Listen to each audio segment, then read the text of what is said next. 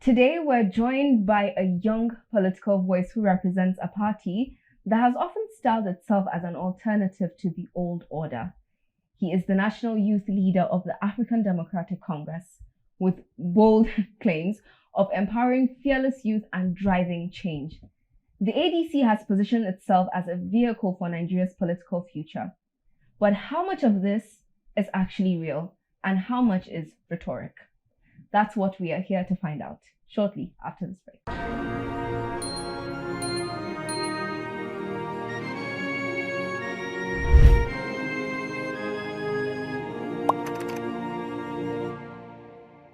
Welcome to the Political Advantage platform. The ADC coalition refers to a new opposition alliance in Nigeria. Its formation is of prominent opposition figures from the People's Democratic Party and the Labour Party. Its mandate, it's simple, it's to present a united front against President Bola Ahmed Tinubu and the ruling party in the next general elections.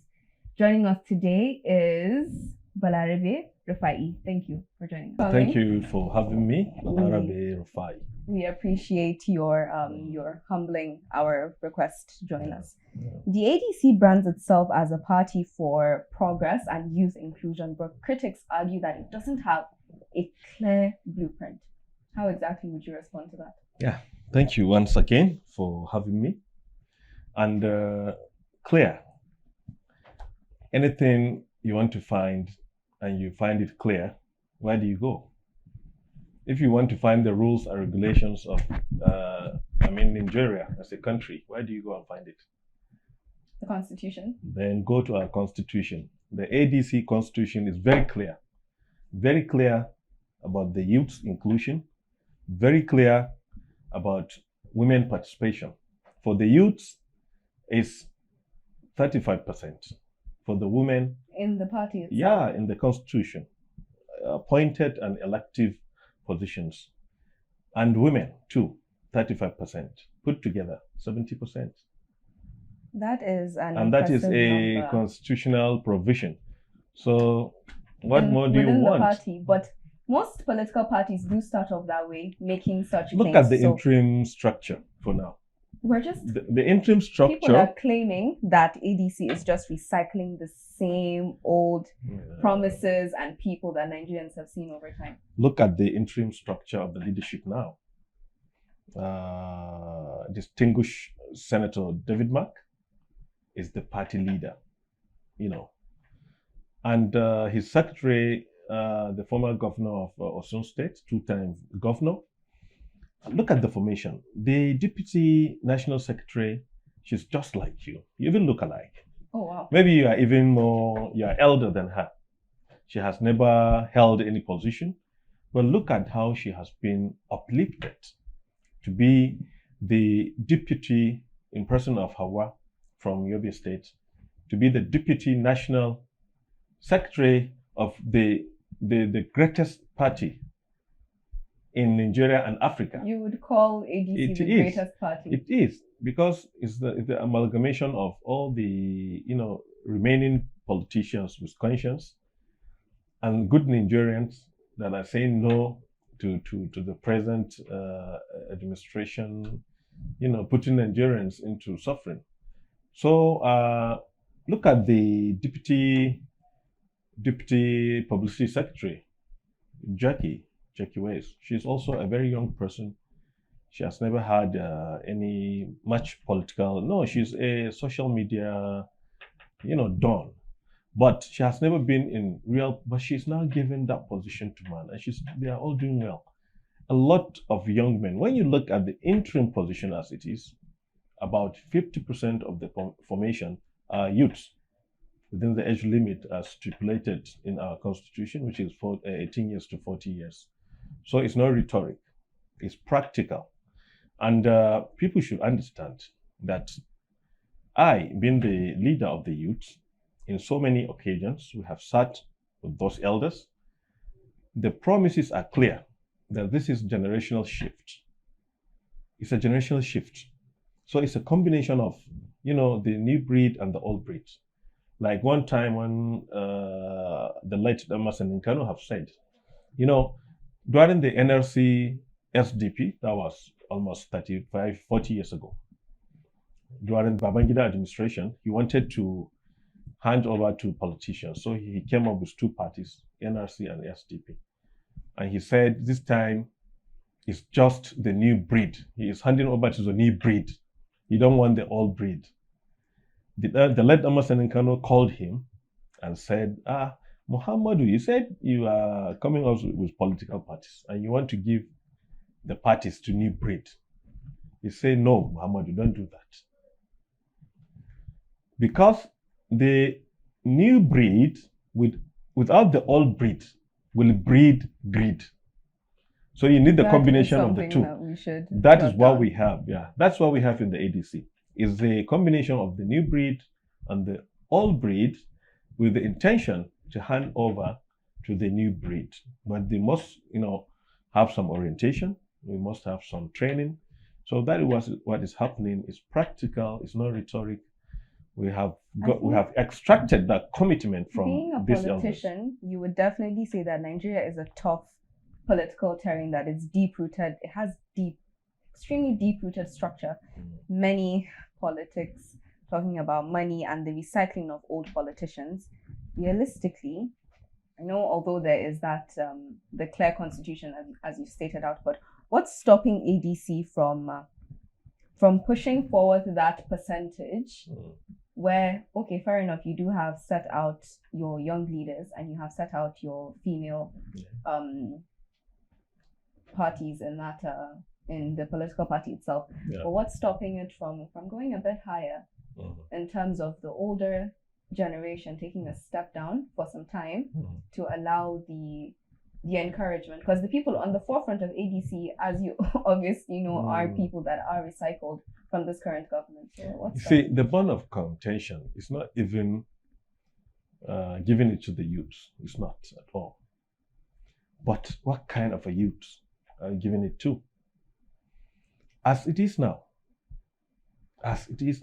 go and check.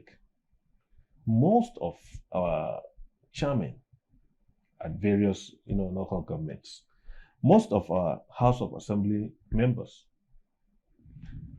most of our reps are youths. Maybe people doesn't actually care to find out, but most of them are youths. But what kind of youths? What process brought them into that positions? Our leadership recruitment process is faulty. It's based on, blind loyalty, godfatherism, and all that. Look at it. For so many times, even last administration has been attempting to give the local government autonomy. But it is, and I mean it was, and it still is the local government chairmen that are saying no to it because they are answerable to their godfathers, and their godfathers doesn't want it. So it's not all about bringing the youth to give them positions. No, but it's about the process that, bring them into that position. If you bring puppets that are answerable to somebody who is self-centered, who have taken politics as a business, recruiting people, getting feedback to him based on his self-interest, that's we are not getting it. What we are saying is, let the youth participate. Let them know. Under mentorship, though. Yes, under mentorship, with this kind of arrangement we have, let them know what is all about leadership. Leadership is not about you giving position while you are renting a house, or you are even maybe thrown out, and now you are a councillor or a House of Assembly member or rep or whatever. In the next 6 months, you are using convoys. That's not what we're talking about. What we're saying is, let's have a mentorship. Like I've told you, I, being the representative of the youth, I had a conversation with our elders. That look, sir, this is a mentorship process. The cost of governance is too much. You have to give us your words that all these things will change. He said, yeah. Like I've told you, it's a generational shift agenda. Because if we are going to continue with the business as usual, then what is the essence of the coalition? What's the essence of what we're doing? However, you cannot, say those people are bad and you still want to come and continue with the same process. So ADC is completely a different political, a political setup of the business as usual that people are used to. You can see we have Alhaji Atiku Abubakar, we have Peter Obi, we have Turnbull, we have Rotimi Amechi, we have Malam Nasir El-Rufai. Most of these people were presidential candidates. Speaking of Nasir they are presidential candidates, and in person of former Vice President Alhaji Atiku Abubakar came second. In person of His Excellency Peter Obi came third, and the rest of them, as I mentioned. So looking at it, in the ADC, that is where the political gladiators are. And before they agree, to be in the ADC, there was an agreement that, look, we have had enough of, kingpins in political. This is the ADC. This is our constitution. This is our manifesto. Our constitution, our manifesto, our aims and objectives mostly geared towards one thing. That is the well-being of the citizens, the well-being of the nation. And they have all agreed that they are going to work with the manifesto, the constitution, aims and objectives of this party. So it's not like people are coming with their own blueprint that they want to do. For example, let me give you an example. Well, before we get into that example, you mentioned a prominent leader that is part of ADC, Nasir El-Rufai. He made a statement recently that he was accusing the current government of paying ransom to bandits. Is this your party's official stance on the issue? Yeah, Malam Nasir El-Rufai can have his opinion. He was a two-time governor. He was a minister of the FCT. Also, a minister of an FCT is like just being a governor. So he can have his opinion, and which everybody must respect because of his experience, because of his doggedness. El-Rufai is a very bold character. So when he said that he will not pay ransom to, it's because maybe he have tried it. You cannot try something and keep on doing it. But is and it your not party's only official him. stance? No, we have not. We are trying to form government. We have not come to that. But definitely, when we come, like I've told you, our central focus is on the citizens. We cannot. The root cause of all these social vices, the root cause is because of injustice. It's injustice when you get to the root cause. But by the time people see a party that is, people-centered, I'm telling you, it's just like when during Buhari, the first time of Buhari, when he was elected, a lot of people retrieved because they see him as somebody that business as usual cannot continue. They retrieved. So I'm telling you, by the time, do you think that ADC would have that same effect? Definitely. That's what we're now going around to build the trust, because the trust, there's a gap of trust, because like we have said earlier, a lot of recycled politicians, but we are bridging that gap, building trust. That it's not business as usual. This is a party that before it has agreed to, be the coalition party, all the members have agreed that they should go with the party manifesto, the aims and objectives and all that. So it's not like somebody will bring his own blueprint. Like, look, yes, that's it. And also giving the opportunity for the youth and the women, and we have already started it. That's a good mandate to have, and think a lot of people will follow up on seeing the promise that the youth inclusion is there and the women's participation Inshallah, is there in the party. Mm, Before we go on a short break, though, we've seen politicians make bold promises like one-term presidency, pledges from the likes of Amici and Peter Obi himself. Many Nigerians feel that these promises they're unsustainable. So where does ADC stand on offering realistic commitments?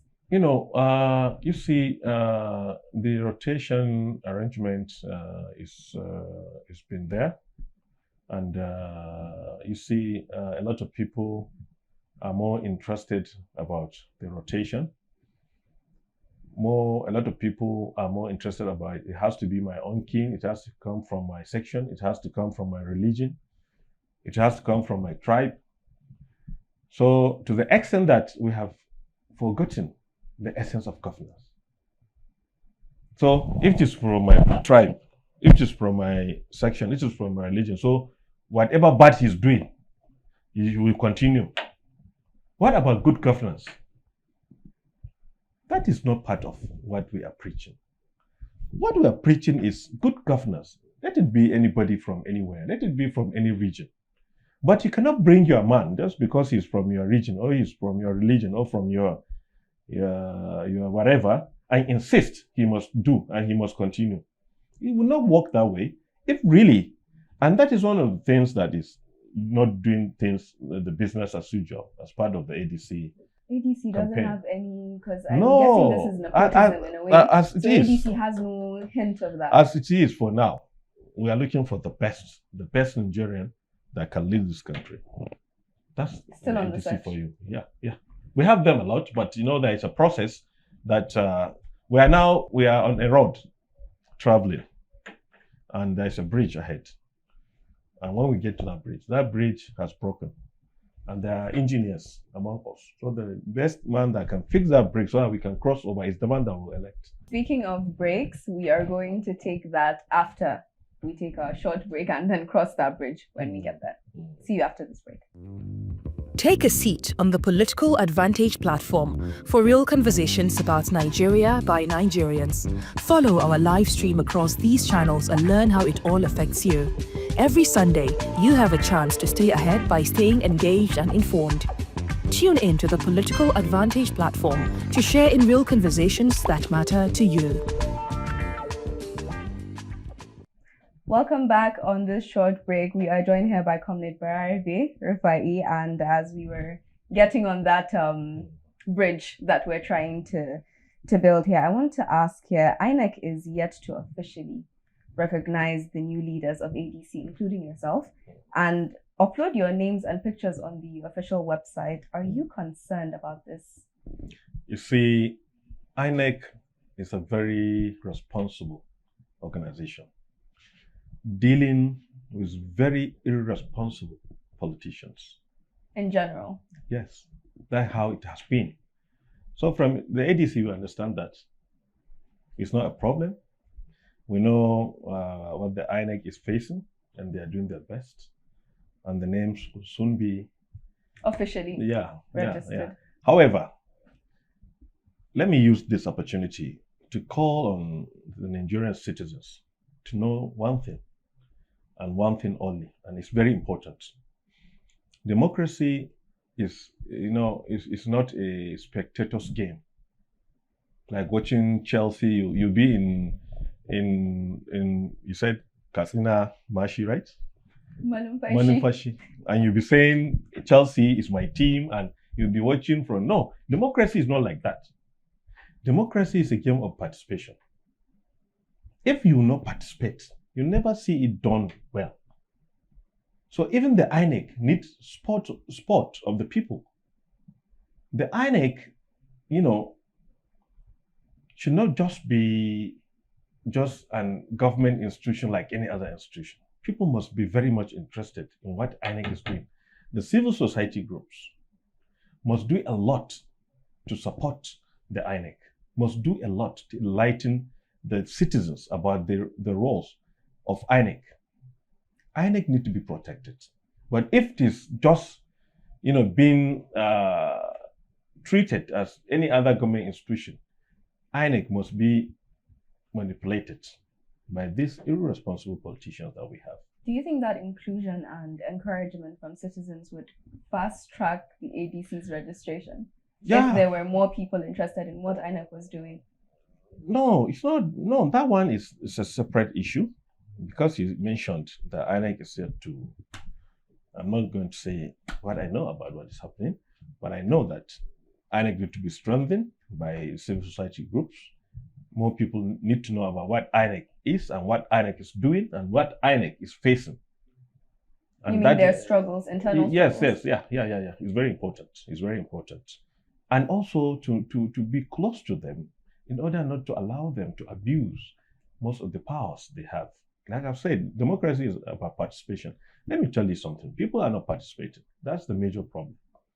2011 election, there were 67 million registered voters, and there was 53%, 53% participation that voted. I believe over 24 million Nigerians registered voters did not actually vote. That was 2011. 53%, participated. 2015, there was an additional 1 million something voters. That was 68 million, and there was 43% turnout participation. 2019, there were about 83 million registered voters, and there were only, I think, 34% participation. 2023, 93 point something million registered voters, only 29% turn out to vote. What is this telling you? People are losing interest every 4 years. They are losing interest. More people are registering, but people are losing interest. Look at it. The political participation is downgrading. What do you think is responsible for that? The responsible is people are not getting the dividends of democracy. People are fed up. And that is what the ADC has come to do, to revive hope. The present administration is seriously working to make sure that there is one party state in Nigeria. They bought most of the leadership of other parties. You can see a member of this party that's supposed to be an opposition, but working for APC openly. What evidence do you have to claim this? You don't know you don't know the present minister of the FCT. You don't know that he even thought he's APC man, but he's PDP. But openly working for APC.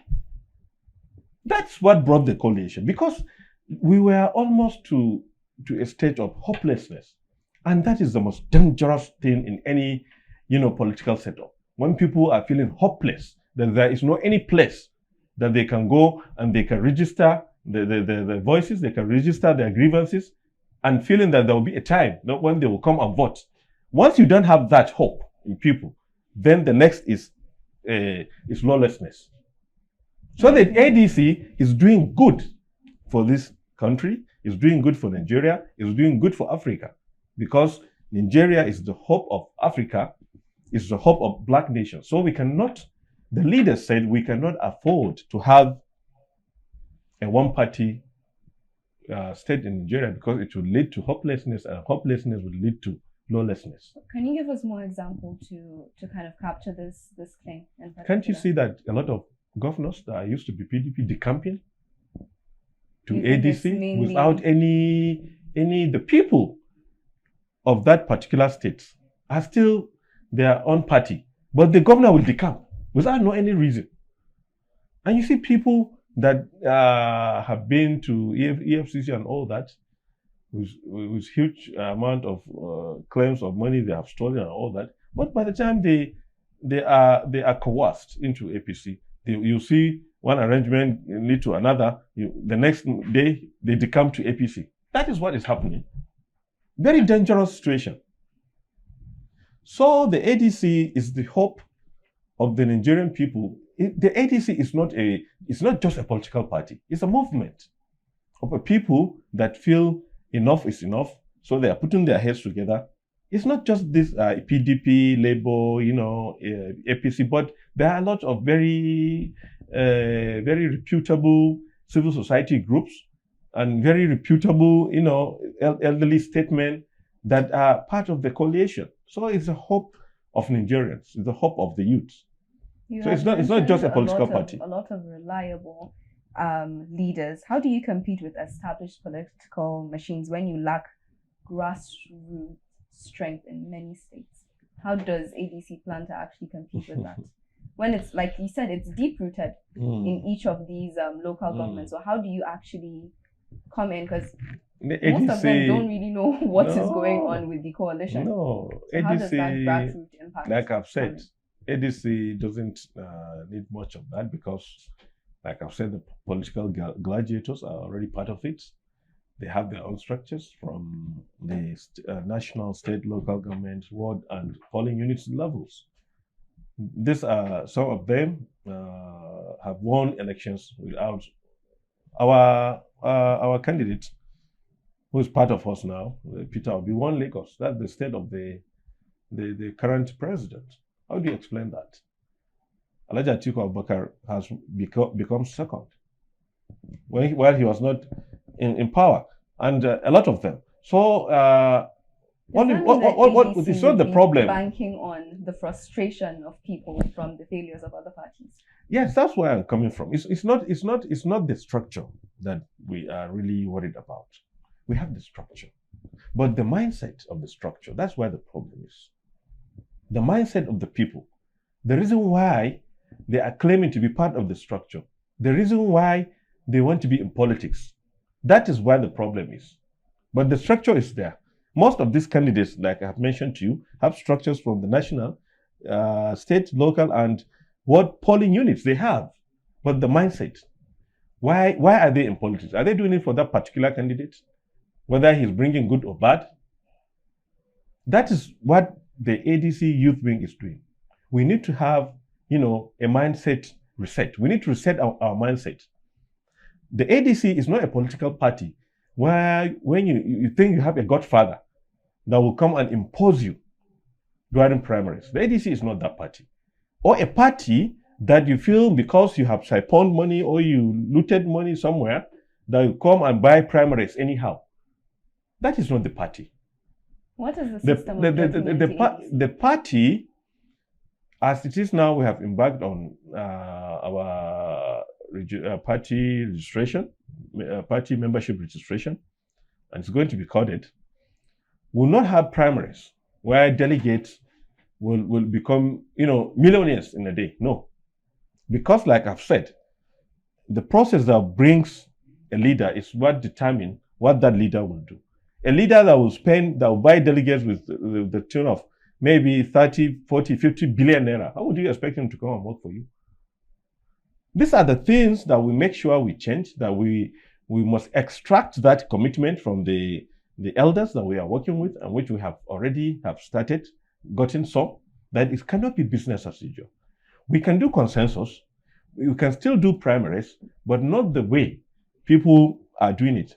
You can see a delegate now borrowing money from different quarters because he's a delegate that he knows when it comes to the primaries, he'll make money. All those things must change. That's why I said the change must come from the grassroots. So it's not about the structures that is important for us, but what kind of people that are in that structure? Are they people that are waiting to get Kayan Aiki? Are they people that are waiting to get Talia on that day, or to get 10, 20 thousand naira to vote for any candidate that have given them money? We don't need that structure. It's useless structure. We need a structure of Nigerians that almost 70% that did not participate in the last 2023 election are our target. Those ones should be. Those ones, yes. That's why you can see me going around. And when you see me, if you are familiar with some of my movements, you will see that most of the people most of our gatherings are organic gatherings of people that have had enough of all these sufferings, that have had enough of bad governance, They are the people that are calling me, and it is when I go, it is mandatory on me to inform the party chairman of that particular state or a particular local government that I'm coming. But most of the people that are inviting me for their meetings are youth structures that are not within party, structures and leadership. You made an interesting analogy earlier, just to bring it back to the bridge that ADC is bringing, and you mentioned some engineers that hopefully when they get on that right track and whoever completes it is in that race to win it. So who exactly, would you give me some names that are some of the engineers for ADC? We have many. We have enough. And again, it's very important for people to know that they need those engineers that are very good. It's just like when you are, entering a flight, if everybody seated and everybody is anxious to know who is driving me to this destination. By the time they said he has maybe hundreds of experience. The pilot say their names. So I want to bring you back to yes, they'll say their names. They'll say their names. And I have maybe 300 hours, maybe 1,000 hours because you don't experience. Know that's why you can't give out their names? No, they are giving their CV. The name is not important. What people need to know is their experience. For how long they have been. The people doesn't care whether it's Muhammad. People do care and they want to know who it is that they are actually. They don't care. They don't care whether it's Muhammad or Christopher or Bolaji or no. They don't want to know that. They don't care to know whether he's from. I think they do care. No, I'm getting to. The name is not important, but the experience. The person. Not the person. His experience. If he's Bolaji and you are a Yoruba, you understand? And he said, I have only 100-kilometer experience, you'll be jittery. But if it is Muhammad or Christopher or whatever, and he said, I have 200,000 experience, you'll be getting more comfortable. You understand? Because anything slight, that's the end of the life. So people are much more interested when it comes to that. They don't care about the name, they don't care about the religion, but what matters more is the experience. But in democracy, we do vote for the person. What is the difference between that one? It's not like you have asked me. If people are really much more interested on the name, the person, the religion, and that is what the ADC doesn't stand for that. The ADC stands for the most experienced person. I'm not speaking on religion or tribal affairs or anything. I'm telling you what is obtainable. Itself. What is obtainable in the Nigerian culture. The political Nigerian culture is, it has to be my man, it has to be from my religion, it has to be from my tribe, it has to be from my section. That's the culture. And the culture is bad. It doesn't give us results. It doesn't. So we must change our mindset. We must reset our thinking to go for competence. So if now you push me to tell you this and that, then I'm not telling you the principles, the doctrines of the ADC. I'm telling you something different. You have outlined the principles. We are more interested on good Nigerians that have the experience, that have the trust. Leadership is all about trust, that Nigerians will trust to lead them. And those are the people we'll push for. So since the inception of ADC, personally, not speaking on a party term, you yourself, as a comrade yourself, who is that engineer for you? In your mind, deserves that, has the great amount of experience and deserves to be there? Is that if it's really me, I want to have a youth who is maybe 30, 35 years. A name? No. I don't have a particular person for now. But I want it to be a younger person. You understand? Who can lead this country to the destination that people have never dreamed of. For me. Okay. How exactly would you say you're just speaking to the youth? Now, you did a call to action earlier telling them that democracy is something that you can't just fold your arms and expect anything to happen. So if you were to give a direct call to action, if you're speaking directly to the youths, what would you want to say to them? Because most people do have that, would I say a trend of political apathy nowadays? But as the years go by, as you've just mentioned with your statistics, there's a decrease in people wanting to care about what's even happening because they've lost all hope. So if you're speaking directly to the youth, to the women as well, what would you want to say to them? That's mindset reset. We need to reset our mindset. What we have now is not something that is really admirable. What we have is a cockmare. People, fighting for positions, killing people to get to that positions. Once they get there, they just make money for themselves. That's not what we need. And you insist on, this is my man, this is my godfather. If it is not him, heaven will fall. Our allegiance should not be to a particular person. Our allegiance should be to good governance. Our allegiance should be to the good dictates of our religions, whether you are a Muslim, any good religion dictates, good leadership. Whether you are a Christian, your religion dictates good leadership, good qualities, good virtues of a person. Let our allegiance be to that. And anybody that has that qualities, let be with him.